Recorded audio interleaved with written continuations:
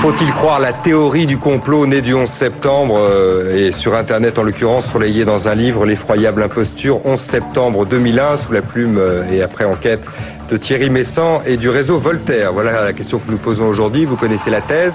Il n'y a pas eu d'avion sur le Pentagone et il s'agirait d'une forme de complot interne à l'Amérique et aux États-Unis pour légitimer en partie, mais pas seulement, il y a au-delà et on va y aller, la guerre sainte, dites-vous, contre Ben Laden. Vous êtes notre invité. Merci encore Thierry Messant. Nous vous mettons en contradiction, puisque contre-enquête nécessite contre-enquête, avec le colonel Dufour, avec Éric Denessé du Centre français de recherche sur le renseignement et avec Pascal Froissart, qui est lui spécialiste du travail sur la rumeur. Il faut bien dire qu'il y a dans cette affaire, on l'a saisi dans la première partie d'ailleurs, des témoignages contradictoires que vous balayez du coup en disant s'ils sont contradictoires, laissons-les de côté et restons aux faits. On va continuer. Avec les éléments matériels. On va continuer, donc voilà. On va donc continuer à regarder. On va regarder à nouveau le scénario quand même de cette journée du 11 septembre parce qu'on sent bien qu'il y a là un grand flou, en tout cas un vrai manque d'informations qu'on peut peut-être expliquer autrement, mais qui s'explique peut-être, pourquoi pas après tout, par le complot dont vous parlez. Comment expliquer en particulier que l'armée américaine ne soit pas intervenue alors que l'avion qui a frappé le Pentagone, selon les sources officielles, qui aurait, selon vous, ou qui n'a pas, en l'occurrence, frappé le Pentagone, eh bien cet avion serait arrivé sur place 50 minutes, un peu plus même, après le premier avion qui a frappé les tours du World Trade Center. C'est Arnaud Lapère qui posait la question, et ce, dès le 16 septembre. Il y a eu un premier avion détourné qui s'est abattu sur une des tours du World Trade Center à 14h56. Le deuxième attentat s'est produit à 15h18. Dès lors, l'hypothèse d'une attaque terroriste de grande ampleur se confirmait. Elle aurait dû alerter la défense américaine et pourtant, 35 minutes plus tard, l'état-major se trouve dans l'incapacité d'éviter un troisième attentat contre le Pentagone. L'analyse des faits est accablante. Selon le Washington Post, l'aviation civile américaine a prévenu l'armée de l'air du détournement d'un avion à proximité de Washington 12 minutes avant le troisième attentat. Réaction de l'état-major, 2 chasseurs F-16 décollent de la base de Langley, en Virginie, à 210 km de la capitale, alors qu'une autre base, celle d'Andrews, se trouve à seulement 24 km de Washington. Deuxième fait troublant, l'ordre d'évacuation des sites les plus exposés du Pentagone n'a jamais été donné. Enfin, la décision de neutraliser l'attaque en détruisant l'avion détourné n'a officiellement jamais été prise, mais seul le président Bush pouvait en donner l'ordre. Et vous dites, Thierry Messant, mise en scène. Vous l'écrivez, oui, bien sûr, je dis mise en scène parce que simplement il suffit de regarder les déclarations du général Myers, qui est le chef d'état-major interarmes des États-Unis, donc le militaire le plus important dans l'armée des États-Unis.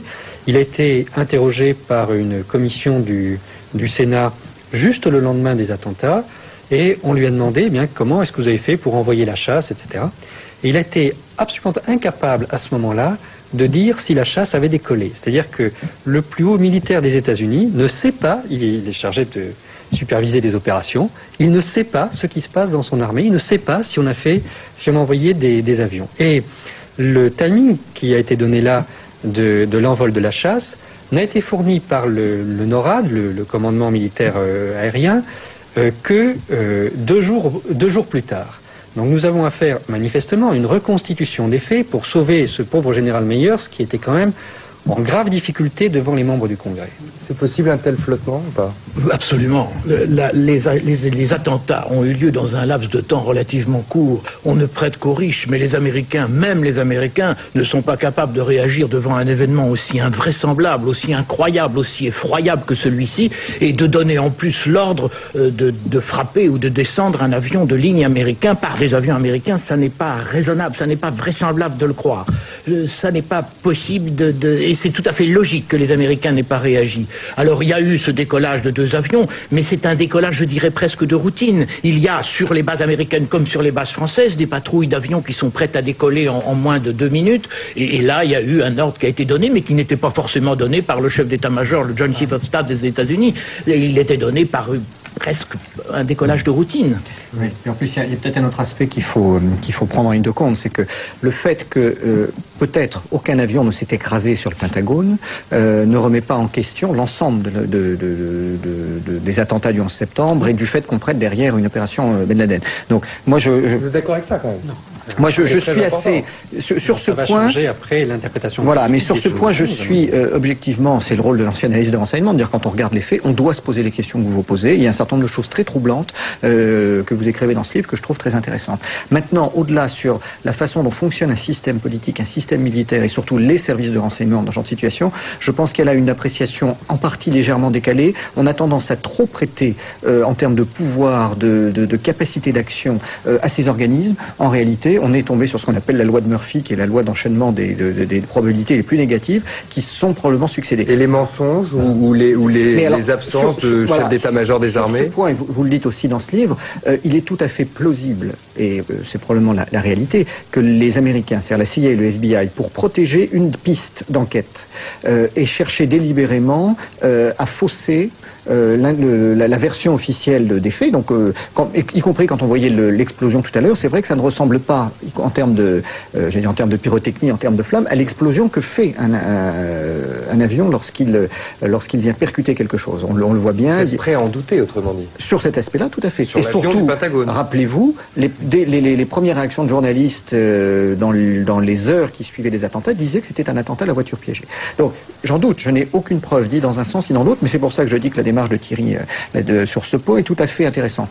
Maintenant, dans l'interprétation que vous en donnez, là, je prends quelques distances en disant, connaissant le fonctionnement des services, s'il y a la moindre piste qu'il soit utile de protéger pour que l'enquête permette d'arriver à un résultat, ils ont tout intérêt. Et il y a un executive order de la présidence américaine qui dit, pour des questions de défense et de sécurité nationale, le président et le Pentagone sont autorisés à mentir, y compris à la population, pour préserver sa défense malgré elle, en quelque sorte. Je pense qu'on a affaire typiquement à un cas de cette nature. Vous permettez d'aller un tout petit peu plus loin par là? Quand on sème le doute sur une affaire comme celle du Pentagone, on sème le doute sur la suite. Vous le faites d'ailleurs dans votre livre d'une certaine manière. Vous remarquez dans un passage qui est quand même un tout petit peu compliqué, donc on va s'y arrêter. Vous faites remarquer qu'il y a eu dans le World Trade Center, semons le doute, moins de morts qu'il n'aurait dû y en avoir. Vous dites il y aurait dû y en avoir 4080, il y en a eu 2843. Ce que j'explique, c'est que... Pourquoi? Et vous dites, attendez, il a fallu une intervention préalable pour que de nombreuses personnes, au moins celles travaillant dans les étages supérieurs, soient absentes de leur bureau à l'heure dite, ce qui est quand même, là pour le coup, gravissime. Voilà, on nous dit que à cette heure-là, il y a entre 30 et 40 000 personnes qui se trouvent dans le World Trade Center. Lorsque le premier avion percute la première tour, les personnes qui se trouvent dans les étages supérieurs n'ont aucune possibilité de s'échapper. On voit même des gens se jeter par les fenêtres de désespoir. Vous pouvez évacuer le bas de la tour et vous pouvez évacuer la deuxième tour avant qu'il ne soit trop tard, mais les gens des étages supérieurs sont perdus.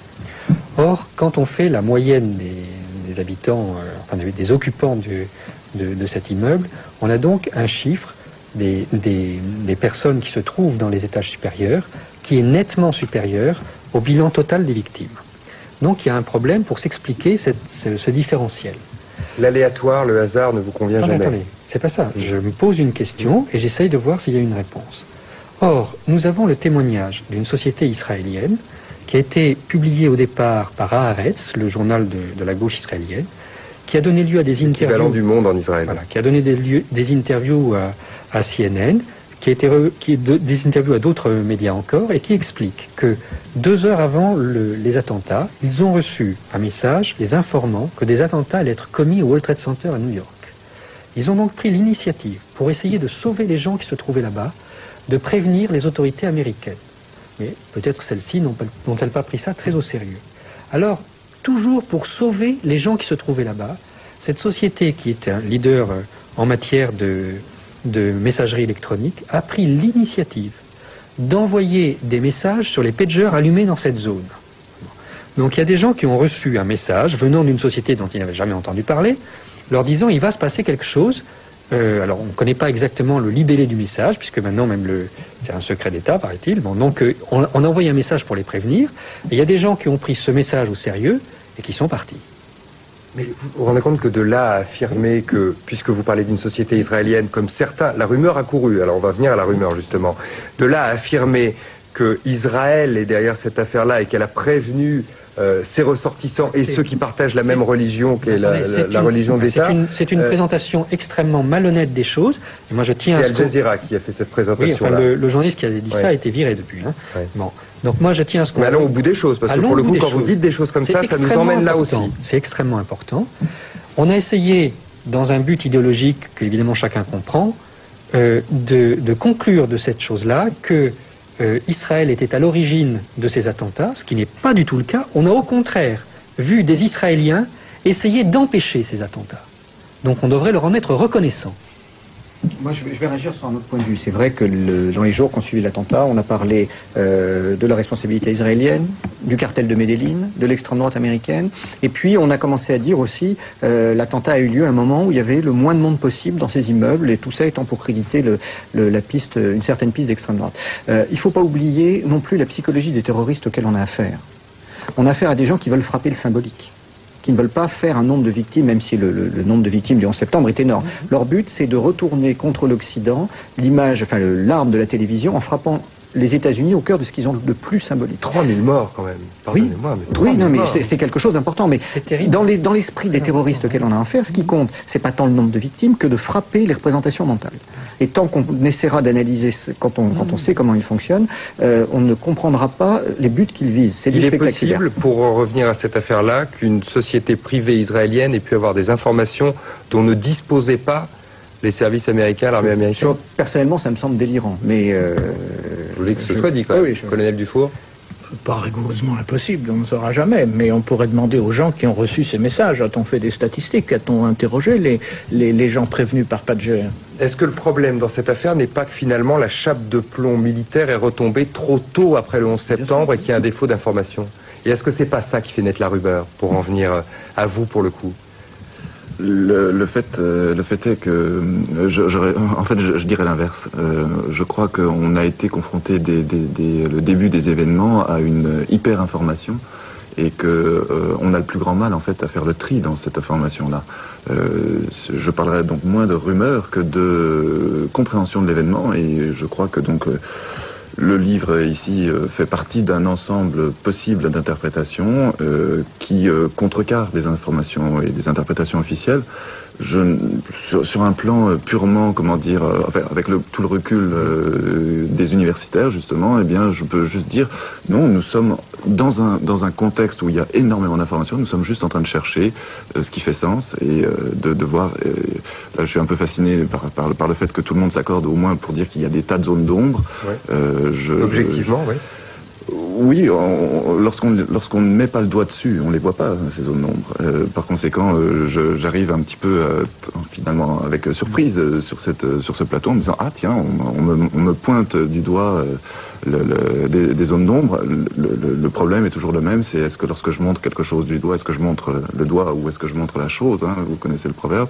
C'est donc, pour moi, enfin... Donc, moi, un problème... l'attendons, c'est ça que vous êtes en train de dire. Oui, c'est ça. Mais c'est mon luxe, hein, c'est le luxe des universitaires d'avoir le temps et d'avoir le temps d'analyser sur plusieurs semaines, mois, années, ce que les invités ici présents n'ont absolument pas. Est-ce qu'il n'y a pas dans la rumeur ou dans la théorie du complot, pour élargir un peu, dans cette théorie qui marche pas mal généralement dès qu'il s'agit de contrecarrer l'ordre établi ou d'être politiquement incorrect parfois, est-ce que l'un des ferments n'est pas le fait qu'il puisse y avoir un moment ou un autre mensonge d'État, même si c'est dans les détails?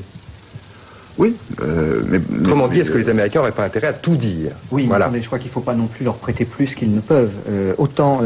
C'est vrai, quand on voit des images comme celle du Pentagone, on doit se poser la question. Techniquement, quand on connaît comment marchent les organismes de l'intérieur, il est bien plus facile. Moi, je me pose plus la question quand je vois l'interview d'Oussama Bin Laden. Aujourd'hui, la NSA, tous les systèmes de manipulation de l'image, on peut vous monter 40 minutes de bande de Ben Laden disant le contraire de ce qu'il a dit et vous le diffusez sur... Donc en termes de manipulation, même quand on analyse la rumeur, si on ne connaît pas les outils dont disposent les services secrets pour essayer soit faire d'intoxication, soit pour modifier un certain nombre de médias, de bandes vidéo en direction de l'opinion publique, on n'a aucune idée de la façon de ce que l'on peut analyser.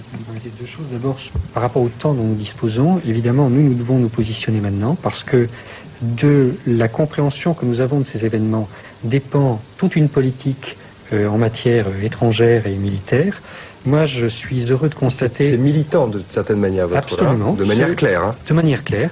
Le problème que je pose, c'est le problème de la maladie de la démocratie aux États-Unis, de ce secret qui s'est abattu partout, de la suspension pour 4 ans des droits fondamentaux des Américains. Quand même, pour nous, l'Amérique, c'était la liberté, c'était cette constitution extraordinaire. Ces droits sont suspendus pour 4 ans par l'US Patriot Act. C'est un vrai problème. Moi, je suis fier que la France ait été le premier pays au sein de l'Alliance Atlantique, à émettre des réserves sur cette politique américaine de on court en avant comme ça et tout le monde est censé suivre derrière sans poser d'objection, alors que rien n'est clair, que, on l'a dit, il y a énormément de zones d'ombre et qu'on ne peut pas légitimer d'une politique sur des zones d'ombre pareilles.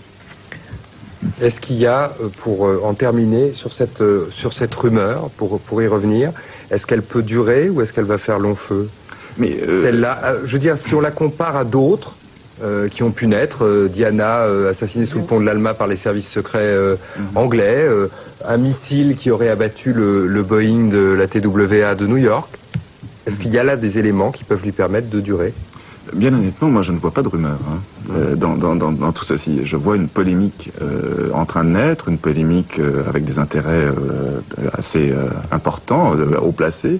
De rumeurs, je n'en vois guère, même sur Internet. En ce moment, on fait une espèce d'hypertrophie d'Internet en disant c'est d'Internet que naît cette polémique. Pour moi, la polémique naît de quelque chose de très matériel. C'est, je sais pas combien de pages, c'est 200 pages, c'est ce bouquin. C'est quelque chose aussi de matériel, un auteur. 75 000 exemplaires vendus, ça c'est matériel aussi.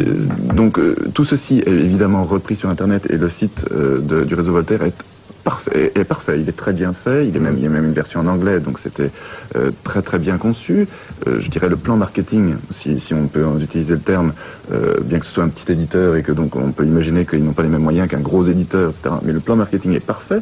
Donc pour moi, tout le discours qu'on tient sur la rumeur et Internet est un petit peu une sorte d'hypertrophie d'Internet. Est-ce que ça n'est pas, alors, puisqu'il parle de marketing, c'est quand même intéressant, est-ce que vous n'avez pas distordu la réalité pour l'amener au service de votre thèse qui est l'Amérique est devenue une dictature finalement? Non. Nous, alors c'est, comme vous le dites, c'est un travail militant. On a cherché à propager des idées.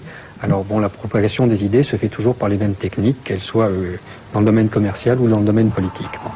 Pour ce qui est de la rumeur, moi je veux dire que nous nous fondons sur des faits.